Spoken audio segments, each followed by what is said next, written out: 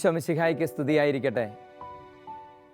ഈശോയുടെ തിരുവചനത്തിലേക്കും ഈശോയാകുന്ന വചനത്തിലേക്കും നമ്മളെ വിളിച്ച നല്ല തമ്പുരാന് നന്ദി പറഞ്ഞുകൊണ്ട് ഈ വചന ശുശ്രൂഷയിൽ നമുക്ക് പങ്കെടുക്കാം. സഹോദരങ്ങളെ, വചനം എന്നത് ആത്മാവിൻ്റെ ശക്തിയാണ്. വചനം എന്നത് നമ്മുടെ ജീവനാണ്. അപ്പോസ്തല പ്രവർത്തനത്തിൽ 16-ാമത്തെ അധ്യായത്തിൽ നമ്മൾ വായിക്കുന്നുണ്ട് ലീദിയ എന്ന ഒരു സഹോദരിയുടെ മാനസാന്തരം. അവിടെ വചനം പറയുന്നത് പൗലോസ് പറഞ്ഞ കാര്യങ്ങൾ മനസ്സിലാക്കുവാൻ തക്കവിധം കർത്താവ് അവളുടെ മനസ്സ് തുറന്നു. പൗലോസ് പറഞ്ഞ കാര്യങ്ങൾ മനസ്സിലാക്കുവാൻ തക്കവിധം കർത്താവ് അവൾക്ക് മനസ്സ് തുറന്നു കൊടുത്തതുകൊണ്ട് അവൾക്ക് വിശ്വാസം ഉണ്ടായി. അവൾ ഈശോയുടെ വചനം സ്വീകരിച്ചു. നമ്മൾ കാണുന്ന എമ്മാവുസിലേക്ക് പോയ ശിഷ്യന്മാരുടെ സംഭവം ഉണ്ടല്ലോ. അവിടെ ഈശോ അവരുടെ കൂടെ നടന്നു.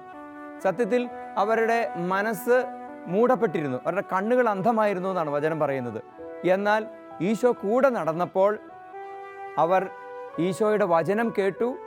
ഈശോ അവരുടെ മനസ്സ് തുറന്നു കൊടുത്തു വചനം കേൾക്കുവാൻ. സുവിശേഷത്തിൽ പറഞ്ഞിരിക്കുന്ന കാര്യങ്ങൾ, പ്രവാചകന്മാരിലൂടെ പറഞ്ഞിരിക്കുന്ന കാര്യങ്ങൾ, മോശയുടെ നിയമത്തിൽ പറഞ്ഞിരിക്കുന്ന കാര്യങ്ങൾ ഗ്രഹിക്കാൻ പറ്റാത്ത രീതിയിൽ ഹൃദയം മന്ദീഭവിച്ചവരെ എന്ന് ഈശോ അവരെ ശാസിക്കുന്നുണ്ട്. എന്നിട്ട് നമ്മൾ കാണുന്നത് ഈശോ അവരുടെ മനസ്സ് തുറന്നു. വിശുദ്ധ ലിഖിതം ഗ്രഹിക്കാൻ തക്കവിധം മനസ്സ് തുറന്നു കിട്ടിയപ്പോഴാണ് അപ്പോസ്തലന്മാർക്ക് പ്രവാചക ഗ്രന്ഥങ്ങളിൽ എഴുതപ്പെട്ടിരിക്കുന്നത് ഈശോയെക്കുറിച്ചുള്ള പ്രവചനങ്ങളും മോശ പറഞ്ഞിരിക്കുന്ന കാര്യങ്ങളൊക്കെ മനസ്സിലാക്കാൻ പറ്റിയത്. സഹോദരങ്ങൾ, നമ്മുടെ ഹൃദയം തുറന്നു കിട്ടണം, നമ്മുടെ മനസ്സ് തുറന്നു കിട്ടണം. വചനം ഗ്രഹിക്കുവാൻ വേണ്ടി മൂടപ്പെട്ടു പോയിരിക്കുന്ന മനസ്സുകളെ, അന്ധമായി പോയിരിക്കുന്ന കണ്ണുകളെ, ആത്മാവിൻ്റെ നയനങ്ങളെ കർത്താവ് തുറക്കണം.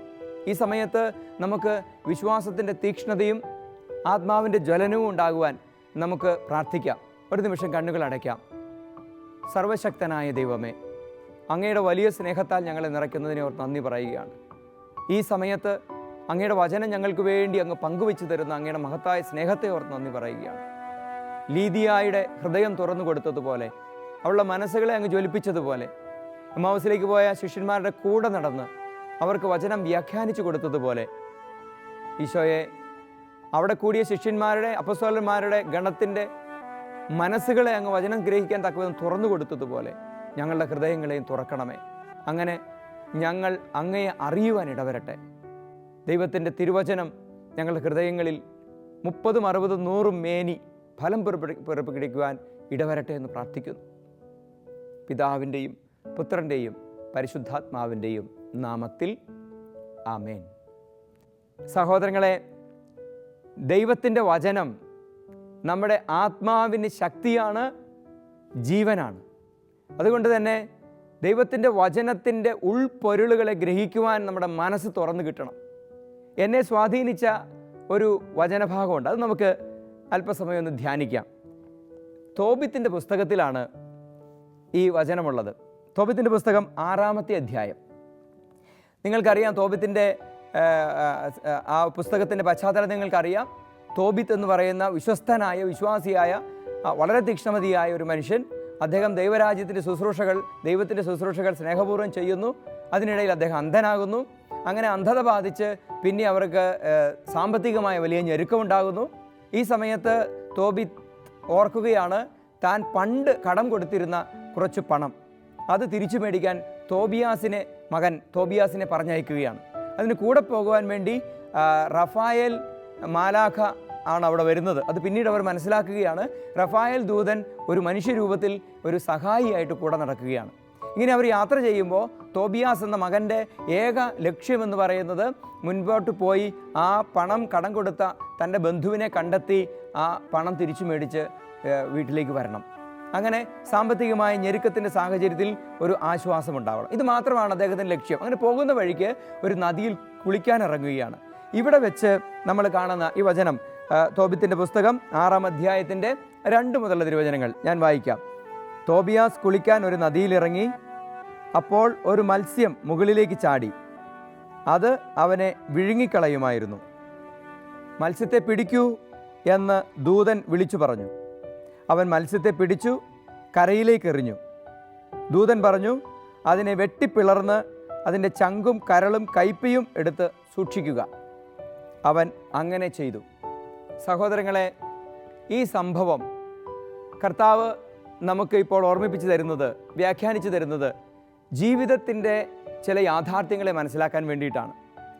എന്താണ് ഇവിടെ സംഭവിച്ചത്? നമുക്കറിയാം, തോബിയാസ് യാത്ര ചെയ്യുമ്പോൾ അവൻ സാധാരണഗതിയിൽ ഒരു നദിയിൽ കുളിക്കാൻ, അവൻ്റെ അനുദിന ആ യാത്രയുടെ ഒരു ഭാഗമായിട്ട് അവൻ കുളിക്കാൻ ഇറങ്ങിയതാണ്. പക്ഷെ പെട്ടെന്ന് അവനൊരു അപകടം ഫേസ് ചെയ്യുകയാണ്. അവനൊരു പ്രതിസന്ധി പെട്ടെന്നുണ്ടാകുകയാണ്. ഒരു മത്സ്യം അവൻ്റെ നേരെ ചാടി അവനെ വിഴുങ്ങാൻ തുടങ്ങുന്നു. നമ്മുടെ ജീവിതത്തിൽ പലപ്പോഴും പല പ്രതിസന്ധികളും ഉണ്ടാകുമ്പോൾ നമ്മൾ പകച്ചു നിന്ന് പോകാറുണ്ട്. സാധാരണ സ്മൂത്തായിട്ട് ജീവിച്ചു പോവുകയാണ്, വലിയ കുഴപ്പമൊന്നും ഇല്ലാതെ ശാന്തമായി പോകുമ്പോഴാണ് പെട്ടെന്ന് ഒരു രോഗം അല്ലെങ്കിൽ ഒരു പ്രതിസന്ധി, പെട്ടെന്നൊരു ഒരു ഒരു അപകടം. ഇതുണ്ടാകുമ്പോൾ മനുഷ്യൻ്റെ മനസ്സ് പകച്ചു പോവുകയാണ്. പക്ഷെ ദൂതൻ കൂടെ ഉണ്ടായിരുന്നു. ഈ ദൂതൻ എന്താ പറഞ്ഞത്? ദൂതൻ പറയുകയാണ്, ആ മത്സ്യത്തെ പിടിക്കുക, ആ മത്സ്യത്തെ കീഴടക്കുക. ജീവിതത്തിൽ നമുക്ക് പ്രതിസന്ധികൾ ഉണ്ടാകുമ്പോൾ നമ്മൾ പകച്ചു നിന്ന് നമ്മളുടെ ജീവിതത്തെ അതിനെ അടിമപ്പെടുത്തി കളയരുത്, അതിൽ തകർന്നു പോകരുത് എന്ന് ദൈവത്തിൻ്റെ തിരുവചനം നമ്മളെ ഇന്ന് ഓർമ്മിപ്പിക്കുകയാണ്. നമ്മൾ അതിനെ കീഴടക്കണം, നമ്മൾ അതിനെ കീഴടക്കണം. പാപം നിൻ്റെ പടിവാതിൽക്കൽ കാത്തു നിൽക്കുന്നു, അത് നിന്നിൽ താല്പര്യം വെച്ചിരിക്കുന്നു, നീ അതിനെ കീഴടക്കണം എന്ന് കായേനോട് ദൈവം പറയും. നമ്മൾ ഓർക്കുന്നുണ്ടല്ലോ, ഉൽപ്പത്തി പുസ്തകം 4-ാമത്തെ അധ്യായത്തിൽ. പലതും നമ്മുടെ പടിവാതിൽക്കൽ കാവൽ നിന്ന് നമ്മളിൽ താല്പര്യം വെക്കും. ദൈവത്തിൻ്റെ വഴികളിൽ നമ്മൾ മുന്നേറുമ്പോൾ നമ്മളെ എവിടെയെങ്കിലും തളച്ചിടാൻ തിന്മ പല രീതിയിൽ പ്രവർത്തിക്കും. പക്ഷേ നീ അതിനെ കീഴ്പ്പെടുത്തണം, അതിനെ പിടിക്കൂ. അങ്ങനെയാണ് ഇവിടെ വചനം പറയുന്നത്. ദൂതൻ പറയുകയാണ്, മത്സ്യത്തെ പിടിക്കൂ എന്ന് ദൂതൻ വിളിച്ചു പറഞ്ഞു. അവൻ അതിനെ പിടിച്ച് കരയിലേക്ക് എറിഞ്ഞു. സഹോദരങ്ങളെ, എത്രയോ വലിയൊരു പ്രബോധനമാണ്. നമ്മുടെ ജീവിതത്തിൽ നമുക്കൊരു പ്രതിസന്ധി, ഒരു വിഷമസന്ധി ഉണ്ടാകുമ്പോൾ, ഒരു അപകടം ഉണ്ടാകുമ്പോൾ നമ്മൾ അതിന് കീഴ്പ്പെട്ടു പോവുകയാണോ, അതെയോ അതിനെ പിടിച്ച് മറിക്കാൻ പറ്റുമോ? ഇവിടെ രസകരമായ ഒരു കാര്യമുണ്ട്, ഞാൻ നിങ്ങളോട് പറയാം. എന്താണെന്നറിയാമോ? അവിടെ പറയുന്നത് ഇങ്ങനെയാണ്. തുടർന്ന് ഞാൻ ഇനി വായിക്കാനുള്ള ഭാഗം അവിടെ പറയുകയാണ്, അവൻ അങ്ങനെ ചെയ്തു. അതിന് ശേഷം എന്താ ഇതെന്നറിയാമോ? അവൻ കയ്പയും ചങ്കും എടുത്തു, എന്നിട്ട് അവൻ ആ മത്സ്യത്തെ പൊരിച്ചു തിന്നു. അവർ ആ മത്സ്യത്തെ പൊരിച്ചു തിന്നു. അതായത് അവർക്കെതിരെ ഉയർന്നു വന്ന ഒരു വലിയ അപകടം, ഒരു പ്രതിസന്ധി, അതിനെ അവർ ആഘോഷമാക്കി മാറ്റുകയാണ്. അത് അവരുടെ വിരുന്നായി മാറുകയാണ്. എവിടെ? കാഴ്ചപ്പാടിലുള്ളൊരു മാറ്റം. ആ മത്സ്യത്തെ എങ്ങനെ കണ്ടു എന്നുള്ളതിലാണ് അവൻ്റെ ജീവിതം ആഘോഷമാണോ തകർച്ചയാണോ എന്ന് തീരുമാനിക്കപ്പെടുന്നത്. ആ മത്സ്യത്തെ ഒരു ഭീമാകാരമായ ഒരു മത്സ്യം അതെന്നെ ഇപ്പോൾ വിഴുങ്ങിക്കളയും എന്ന് വിചാരിച്ച് അവൻ തകർന്നായിരുന്നെങ്കിൽ അവൻ മത്സ്യത്തിന് ഒരു ഇരയായി മാറിയേനെ. എന്നാൽ അവന് ദൂതൻ്റെ സഹായത്താൽ അവൻ ആ മത്സ്യത്തെ പിടിച്ചു, അതിനെ കൊന്നു, അതിനെ ഒരു ആഘോഷമാക്കി, ഒരു വിരുന്നാക്കി മാറ്റി. ജീവിതത്തിൻ്റെ പ്രതിസന്ധികൾ നമ്മൾക്ക് വിരുന്നായി മാറണം എന്ന് ഈശോ ഓർമ്മിപ്പിക്കുകയാണ്. ഞാൻ ഓർക്കുന്ന ഒരു സംഭവമുണ്ട്. എന്നറിയാമോ? ഒരു സഹോദരൻ, ഞാനൊരു ധ്യാന കേന്ദ്രത്തിൽ വെച്ച് ഒരു സഹോദരനെ കണ്ടുമുട്ടിയതാണ്. അദ്ദേഹം കുടുംബം എല്ലാം കൂടെ കുറേ ദൂരത്തു നിന്ന് വാഹനം ഓടിച്ച് അവിടെ വന്നിട്ട് അദ്ദേഹത്തെ ഇങ്ങനെ പരിചയപ്പെട്ട് അദ്ദേഹം പറഞ്ഞു, അദ്ദേഹത്തിൻ്റെ അരയ്ക്ക് താഴോട്ട് മുഴുവൻ തളർന്നു കിടക്കുകയാണ്. എന്നിട്ട് ഇദ്ദേഹം പറയുകയാണ്, ഞാൻ വാഹനം ഓടിച്ച് ഇവിടെ വരും. ഞാൻ ഞെട്ടിപ്പോയി. വാഹനം ഓടിച്ച് ഇത്രയും കിലോമീറ്റർ വാഹനം ഓടിച്ച് ഈ ചേട്ടൻ ഇവിടെ വന്നു, അരയ്ക്ക് താഴോട്ട് തളർന്നു കിടക്കുന്ന മനുഷ്യൻ. എന്നിട്ട് ഞാൻ അദ്ദേഹത്തിൻ്റെ വാഹനത്തിൻ്റെ അടുത്ത് പോയി യാത്ര അയക്കാനൊക്കെ പോയപ്പോൾ അദ്ദേഹത്തിൻ്റെ ഭാര്യ പറഞ്ഞു, അച്ഛാ, ചേട്ടൻ സത്യത്തിൽ നാഷണൽ അവാർഡ് വരെ മേടിച്ചിട്ടുണ്ട്. ഞാൻ ചോദിച്ചു, എന്തിന്? അവർ പറയുകയാണ്, ഈ അരയ്ക്ക് താഴോട്ട് തളർന്നു പോയവരുടെ, കാലുകൾക്ക് സ്വാധീനമില്ലാത്തവർക്ക് വാഹനം ഓടിക്കുവാൻ പറ്റുന്ന രീതിയിൽ വാഹനത്തെ, കാറിനെ, അങ്ങനെയുള്ള വാഹനങ്ങളെ മാറ്റം വരുത്തി അദ്ദേഹം മറ്റുള്ളവരുടെ മുമ്പിൽ ശ്രദ്ധ ആകർഷിച്ചു.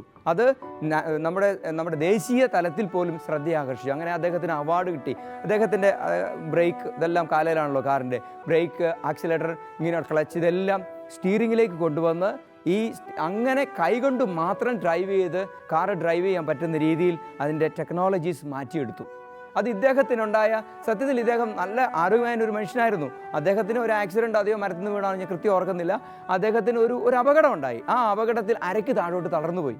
ഈ മനുഷ്യന് ഈ അരയ്ക്ക് താഴോട്ട് തളർന്നുപോയി കിടന്ന കിടപ്പിൽ ദൈവത്തെയും മറ്റുള്ളവരെയും പഴിച്ച്, സാഹചര്യങ്ങളെയും അന്നെടുത്ത തീരുമാനങ്ങളെയും പഴിച്ച് ജീവിതം തീർക്കാമായിരുന്നു.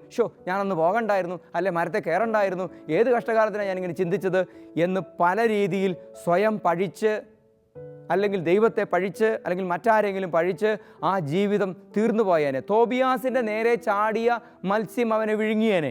മനസ്സിലാകുന്നുണ്ടെന്ന് വിചാരിക്കുന്നു. അപ്പോൾ നോക്കിക്കേ, പക്ഷേ ആ മനുഷ്യൻ അതിനെ വീണുകൊടുത്തില്ല. അദ്ദേഹം അതിനെ കീഴ്പ്പെടുത്തി. ഈ അരയ്ക്ക് താഴോട്ട് തളർന്നു കിടക്കുന്ന എനിക്ക് ഈ ലോകത്തിന് എന്ത് നന്മ ചെയ്യാൻ പറ്റും? ഇതിൽ നിന്ന് എന്ത് നന്മ എനിക്ക് ഉണ്ടാക്കിയെടുക്കാൻ പറ്റും?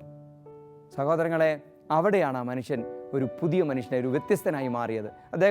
അദ്ദേഹത്തിൻ്റെ ടെക്നോളജി അനേകർക്ക് അനുഗ്രഹമായി മാറുകയാണ്. ഈ തോബിയാസിൻ്റെ കാര്യം ഒന്ന് എടുത്തു നോക്കിക്കേ. അവിടെ തോബിയാസ് സത്യത്തിൽ അതുവരെ അനുഭവിക്കാത്ത ഒരു അറിയാത്തൊരു പ്രതിസന്ധിയുണ്ട്. അതായത് സാറ എന്ന് ഈ തോബിയാസിന് അറിയത്തില്ല സാറായെ കാണാൻ പോകുന്നുണ്ടെന്നും സാറ ഇവൻ്റെ ഭാര്യയാകാൻ പോവുകയാണെന്നും തോബിയാസിന് അറിഞ്ഞുകൂടാ. പക്ഷേ ഇത് ദൂതനാണ് പറഞ്ഞു കൊടുക്കുന്നത്. പിന്നീട് ഈ സാറായിക്ക് ഒരു പ്രശ്നം ഉണ്ടായിരുന്നു. അവൾക്കൊരു പ്രത്യേക പിശാച്, അസ്മോദേവസ് എന്നൊരു ദുഷ്ടപിശാച് അവളെ ആവസിച്ചിരുന്നു. അതുകൊണ്ട് അവളെ വിവാഹം കഴിക്കുന്ന ആരും ആ രാത്രി തന്നെ കൊല്ലപ്പെടുകയായിരുന്നു. ഇത് അവളുടെ ഒരു പ്രതിസന്ധിയാണ്. നാളെ തോബിയാസ് കണ്ടുമുട്ടാൻ പോകുന്ന ഒരു വ്യക്തിയുടെ ഒരു വലിയ ജീവിത പ്രശ്നമായിരുന്നു. അവൾ സത്യത്തിൽ ആത്മഹത്യ ചെയ്യാൻ വേണ്ടി പരിശ്രമിക്കുന്ന ഒരു സംഭവം നമ്മളവിടെ കാണുന്നുണ്ട്, ചിന്തിക്കുന്ന ഒരു സംഭവം. അതുപോലെ തന്നെ തോബിയാസിൻ്റെ ജീവിതത്തിൽ മറ്റൊരു പ്രതിസന്ധി, ഒരു വലിയ വിഷമം ഉണ്ടായിരുന്നത് അപ്പൻ്റെ കാഴ്ച നഷ്ടപ്പെട്ടതായിരുന്നു. അപ്പൻ സത്യത്തിൽ എന്തൊരു വലിയ ദൈവവിശ്വാസിയായിരുന്നു. ഈ ഇത്രമാത്രം ദൈവവിശ്വാസിയായ തൻ്റെ അപ്പന് ദൈവം ഇങ്ങനെ ചെയ്തു എന്നൊരു പക്ഷേ തോബിയാസ് ചിന്തിച്ചിട്ടുണ്ടാവില്ലേ? ഉണ്ടാവാനുള്ള സാധ്യതയുണ്ട്. നമ്മുടെയൊക്കെ ജീവിതത്തിൽ നമുക്കറിയാമല്ലോ, ഒത്തിരി പ്രാർത്ഥിക്കുന്ന അമ്മ ഇത്രമാത്രം പ്രാർത്ഥിച്ചിട്ട് ഈ കുടുംബത്തിന് എന്ത് ഗുണം, ഇനി മേല പ്രാർത്ഥിച്ചു പോകാരെന്ന് പറയുന്ന മക്കളെക്കുറിച്ച് ഞാൻ കേട്ടിട്ടുണ്ട്. അങ്ങനെയുള്ള ഭർത്താക്കന്മാരെ കുറിച്ച് ഞാൻ കേട്ടിട്ടുണ്ട്. ഇത്രമാർ പ്രാർത്ഥിച്ചിട്ട് ഇങ്ങനെയാണ് ഇവന് എന്തിനാ പ്രാർത്ഥിക്കുന്നതെന്ന് ചിന്തിക്കുന്ന വ്യക്തികളെ നമ്മൾ കണ്ടുമുട്ടാറില്ലേ? ഇവിടെ തോബിയാസിനും ഒരു പക്ഷേ തൻ്റെ അപ്പനെക്കുറിച്ച് ഒരു ചിന്ത വന്നിട്ടുണ്ടാവാം. പക്ഷേ അവൻ്റെ യാത്രയിൽ അവന് പ്രതിസന്ധിയായി വന്ന ആ ഒരു മത്സ്യത്തിൻ്റെ ഉള്ളിൽ ഈ രണ്ട് പ്രശ്നങ്ങൾക്ക് ഉത്തരമുണ്ടായിരുന്നു എന്ന് നിങ്ങൾ കാണണം. ഇവിടെ ദൂതൻ പറഞ്ഞത് എന്താണെന്നറിയാമോ? ആ മത്സ്യത്തെ വെട്ടിപ്പിളർന്ന് അതിൻ്റെ ചങ്കും കരളും എടുക്കുക, കൈപ്പയും എടുക്കുക. അവൻ അതുപോലെ ചെയ്തിട്ട് മുന്നോട്ട് പോകുമ്പോൾ തോബിയാസ് ചോദിക്കുക, എന്തിനാണ് നമ്മളിതൊക്കെ വാരിക്കൊണ്ട് പോകുന്നത്? മറ്റേത് അവർ കഴിച്ചു, നല്ല വറുത്ത് നല്ല സുഖമായിട്ട് അവർ ആഘോഷമാക്കി. പക്ഷേ ഈ ചങ്കും മാങ്ങയും കരളും ഒക്കെ നമ്മളെന്തിനാണ്, കൈപ്പയൊക്കെ എന്തിനാണ് നമ്മൾ കൊണ്ടുപോകുന്നതെന്ന് ചോദിച്ചു. പറഞ്ഞു, അതെ, ചങ്കും മാങ്ങയും ഇട്ട് പുകച്ചാൽ പിശാച് വിട്ടുപോകും. അതുപോലെ കൈപ്പയെടുത്ത് തിമിരമുള്ള കണ്ണിൽ, അന്ധമായ കണ്ണിൽ പുരട്ടിയാൽ കണ്ണിൻ്റെ കാഴ്ച തിരിച്ചു കിട്ടും. പിന്നീട് മുന്നോട്ട് പോകുമ്പോഴാണ് സാറായെ കണ്ടുമുട്ടുന്നതും സാറായിക്ക് ഇങ്ങനെ ദുഷ്ടപിശാചിൻ്റെ ശല്യമുണ്ടെന്ന് മനസ്സിലാകുന്നതും. ദൂതൻ്റെ നിർദ്ദേശപ്രകാരം ആ വിവാഹം കഴിഞ്ഞ ആദ്യത്തെ ആ രാത്രിയിൽ തന്നെ അവർ പ്രാർത്ഥിക്കുമ്പോൾ ഈ മത്സ്യത്തിൻ്റെ ചങ്കും കരളുമൊക്കെ ഇട്ട് പുകയ്ക്കുന്നതും അങ്ങനെ അസ്മോദേവസ് ദുഷ്ടപിശാച് അവളെ വിട്ടുപോകുന്നു. സഹോദരൻ നോക്കിക്കേ, അവൻ്റെ ജീവിതത്തിലുണ്ടായ ഒരു വലിയ വെല്ലുവിളി, അവനെ നശിപ്പിച്ച് കളയാവുന്ന ഒരു പ്രതിസന്ധി, ഒരു അപകടം, അവനെ വിഴുങ്ങിക്കളയാവുന്ന ഒരു മത്സ്യം. ആ മത്സ്യത്തിൻ്റെ ഉള്ളിൽ അവൻ്റെ പ്രശ്നങ്ങളുടെ ഉത്തരങ്ങളുണ്ടായിരുന്നു. അവൻ്റെ മാത്രം പ്രശ്നങ്ങളുടെ അല്ല, മറിച്ച് അവൻ കണ്ടുമുട്ടാനിരിക്കുന്ന, അവൻ്റെ ഭാര്യയായി തീരുവാനിരിക്കുന്ന സ്ത്രീയുടെയും അവന് ജന്മം നൽകിയ അവൻ്റെ അപ്പൻ്റെയും പ്രശ്നങ്ങൾക്ക് ഉത്തരമുണ്ടായി എന്ന് പറഞ്ഞാൽ, നമ്മുടെ ജീവിതത്തിൻ്റെ പ്രതിസന്ധികൾക്ക് നടുവിൽ നമ്മൾ ധൈര്യപൂർവ്വം കർത്താവിൻ്റെ കരം പിടിച്ച് നമ്മൾ അതിനെ നോക്കിക്കണ്ടാൽ, നമ്മുടെ കാഴ്ചപ്പാടുകളെ നമ്മൾ മാറ്റിയെടുത്താൽ, നമ്മൾക്ക് മാത്രമല്ല നമ്മുടെ കൂടെയുള്ള അനേകർക്ക് നാം അനുഗ്രഹമായി തീരും. ഇതാണ് ദൈവത്തിൻ്റെ തിരുവചനത്തിൽ നമ്മൾ മനസ്സിലാക്കുന്നൊരു യാഥാർത്ഥ്യം. വീണ്ടും ദൈവത്തിൻ്റെ തിരുവചനത്തിൽ നമ്മൾ മനസ്സിലാക്കുന്നൊരു കാര്യമുണ്ട്. ഇങ്ങനെയുള്ള പ്രതിസന്ധിയുടെ നടുവിൽ നമ്മൾ ഒരിക്കലും പകച്ചു പോകരുത്, മറിച്ച് മുന്നേറി നമ്മളതിനെ കീഴ്പ്പെടുത്തണം. അല്ലെങ്കിൽ കർത്താവ് ഉദ്ദേശിച്ച വലിയൊരു ദൈവാനുഗ്രഹം നമുക്കും ലോകത്തിനും ഒരുപക്ഷെ നഷ്ടപ്പെട്ടു പോയേക്കാം. മക്കബായരുടെ 1-ാമത്തെ പുസ്തകം, അവിടെ 19-ാമത്തെ തിരുവചനം, ഈ വചനം പറയുന്നത് ഇങ്ങനെയാണ്: സൈന്യത്തിൻ്റെ വലുപ്പത്തെ ആശ്രയിച്ചല്ല യുദ്ധത്തിൻ്റെ വിജയം, ശക്തി ദൈവത്തിൽ നിന്നാണ് വരുന്നത്. അതായത് ജീവിതത്തിൻ്റെ പ്രതിസന്ധികളെ നമ്മൾ ദൈവാശ്രയ ബോധത്തോടു കൂടി നേരിടണം, കർത്താവിൻ്റെ കൈപിടിച്ച് നേരിടണം. അത് നമ്മുടെ നാശത്തിനാണെന്ന് പറഞ്ഞ് ഭയന്ന് വിറയ്ക്കരുത്. ഇവിടെ പശ്ചാത്തലം ഞാൻ നിങ്ങളോട് പറയാം. ഇവിടെ സത്യത്തിൽ യൂദാസ് മക്കബേസ് യുദ്ധത്തിനിറങ്ങുകയാണ്. എപ്പോഴും യൂദാസ് മക്കബേസിൻ്റെ കൂടെ യുദ്ധം ചെയ്യാൻ സ്വർഗത്തിൻ്റെ സൈന്യമുണ്ടായിരുന്നു എന്ന് ആ തിരുവചന ഭാഗങ്ങൾ വായിച്ചാൽ നമുക്ക് മനസ്സിലാകും. ഇവിടെ ഇദ്ദേഹം യുദ്ധത്തിനിറങ്ങുമ്പോൾ സംഭവിക്കുന്നത്, അന്നേ ദിവസം അവർ പട്ടിണിയായിരുന്നു. കുറച്ച് പേരേ ഉള്ളൂ യുദ്ധം ചെയ്യാൻ, അവർ അന്നേ ദിവസം പട്ടിണിയാണ്. അങ്ങനെ ഇരിക്കുമ്പോഴാണ് ഒരു ശത്രു സൈന്യം ഇവർക്കെതിരെ വരുന്നത്, വലിയൊരു ഗണം പട്ടാളക്കാർ. അപ്പോൾ ഇവർ പറയുകയാണ്, ഇന്ന് നമ്മൾ യുദ്ധത്തിന് പോകണ്ട, ഇന്ന് നമ്മൾ യുദ്ധത്തിന് പോയിട്ടുണ്ടെങ്കിൽ നമ്മൾ തോറ്റുപോകത്തേ ഉള്ളൂ, കാരണം നമ്മളെല്ലാം ക്ഷീണിച്ചിരിക്കുകയാണ്.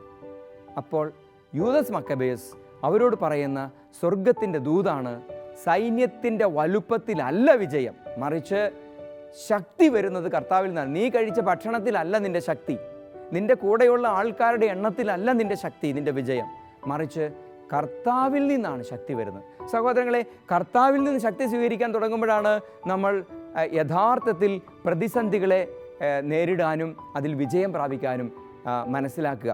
നിങ്ങൾ ശ്രദ്ധിച്ചിട്ടുണ്ടോ, ഈ കാഷ്യൂ നട്ട് എന്ന് പറയുന്ന ഒരു നട്ടുണ്ടല്ലോ, അതായത് കശുവണ്ടി എന്ന് ചിലർ പറയും. കാഷ്യൂ നട്ടിൻ്റെ പ്രത്യേകത എന്താണെന്നറിയാമോ? അതിൻ്റെ ഉള്ളിൽ വളരെ സ്വാദിഷ്ടമായ ഒരു നട്ട് ഇരിപ്പുണ്ട്, ഒരു പരിപ്പിരിപ്പുണ്ട്. അത് വളരെ സ്വാദിഷ്ടമാണെന്ന് മാത്രമല്ല, നമുക്ക് ആരോഗ്യത്തിനും വളരെ നല്ലതാണ്. പക്ഷേ അതിൻ്റെ കവർ നിങ്ങൾ കണ്ടു, അതിൻ്റെ ഷെല്ലെന്ന് പറയുന്നത് അത് നിറയെ, ഞങ്ങളുടെ നാട്ടിലൊക്കെ ചൊന എന്ന് വിളിക്കും, ഒരു പൊള്ളുന്ന ഒരു ദ്രാവകമാണ് അതിൻ്റെ ഉള്ളിലുള്ളത്. ആ പൊള്ളുന്ന ദ്രാവകം അത് നമ്മൾ കൈ പറ്റിയിട്ടുണ്ടെങ്കിൽ കൈയിലെ തൊലിയെല്ലാം പൊളിഞ്ഞ് ഒരു മഹാവൃത്തികേടായിരിക്കും. പക്ഷേ ഈ കവറിനെ നമ്മൾ മുറിച്ച് ഉള്ളിലേക്ക് കയറിയാൽ അതിനുള്ളിൽ കാണുന്ന ആ ഒരു പരിപ്പ് വളരെ സ്വാദിഷ്ടമാണ്, ആരോഗ്യത്തിന് വളരെ നല്ലതുമാണ്. നമ്മളുടെ ജീവിതത്തിൻ്റെ പൊള്ളുന്ന യാഥാർത്ഥ്യങ്ങളെ നമ്മൾ പൊളിച്ചകത്ത് കിടക്കണം, എങ്കിലേ അതിൻ്റെ ആ സ്വാദിഷ്ടമായ പരിപ്പ് അനുഭവിക്കാൻ നമുക്ക് പറ്റുള്ളൂ, അതിൻ്റെ ആ ഒരു രുചി നമുക്ക് അനുഭവിക്കാൻ പറ്റുള്ളൂ. അതിന് നമ്മൾക്ക് ഈശോയുടെ വലതുകരത്തിൻ്റെ ശക്തി വേണം. കർത്താവിൻ്റെ കരം പിടിച്ച് നമ്മൾ നടന്നാൽ മാത്രമാണ് നമുക്ക് ഈ ഒരു ദൈവാനുഭവത്തിൽ എത്തിച്ചേരാൻ പറ്റുക. ദൈവത്തിൻ്റെ തിരുവചനം മക്കബായരുടെ 1-ാമത്തെ പുസ്തകത്തിൽ 5-ാമത്തെ അധ്യായത്തിൽ ഒരു സംഭവം വിവരിക്കുന്നുണ്ട്. അത് ഞാൻ നിങ്ങളോട് പറയാം. അതായത് പലപ്പോഴും നമ്മളുടെ ജീവിതത്തിൽ നമ്മൾ പകച്ചു പോകുന്നതാണ് നമ്മളുടെ തകർച്ചയ്ക്ക് കാരണം. ഇവിടെ വചനം പറയുന്നത് എങ്ങനെയാണ്? അവിടെ ഒരു യുദ്ധം വീണ്ടും, യൂദസ് മക്കബേയസ് ഒരു യുദ്ധത്തിന് വീണ്ടും പുറപ്പെടുകയാണ്. അവിടെ തിമോത്തിയോസ് എന്ന് പറയുന്ന ശത്രു ഒരു നദിക്കക്കരെ പാളയമടിച്ചിരിക്കുകയാണ്. ഇവിടുന്ന് തിമോത്തിയോസ് ശത്രു വന്നിട്ടുണ്ടെന്ന് അറിഞ്ഞതോടുകൂടി യൂദസ് മക്കബേയസ് അങ്ങോട്ടേക്ക് സൈന്യവുമായി പോവുകയാണ്. അവിടെ ചെല്ലുമ്പോൾ ഈ നദി അവിടെ ഇവർക്ക് ഇടയിൽ ഒരു പ്രതിസന്ധിയായി നിൽക്കുകയാണ്. ഈ നദിയുടെ ഇങ്ങേക്കരയിൽ യൂദസ് മക്കബേയസ്, അതായത് ദൈവത്തിൻ്റെ സൈന്യത്തിൻ്റെ ഭാഗമാണ്, ഇസ്രായേലിൻ്റെ സൈന്യമാണ് യൂദസ് മക്കബേയസിൻ്റെ സൈന്യം, അവിടെ നിൽക്കുകയാണ്. അപ്പോൾ ശത്രു സൈന്യം തിമോത്തിയോസ് അപ്പുറം നിന്ന് അദ്ദേഹത്തിൻ്റെ പടയാളികളോട് പറയുകയാണ്, നമുക്ക് വെയിറ്റ് ചെയ്യാം. യൂദസ് മക്കബേയസ് അവിടെ നിന്ന് വരുന്നുണ്ട്.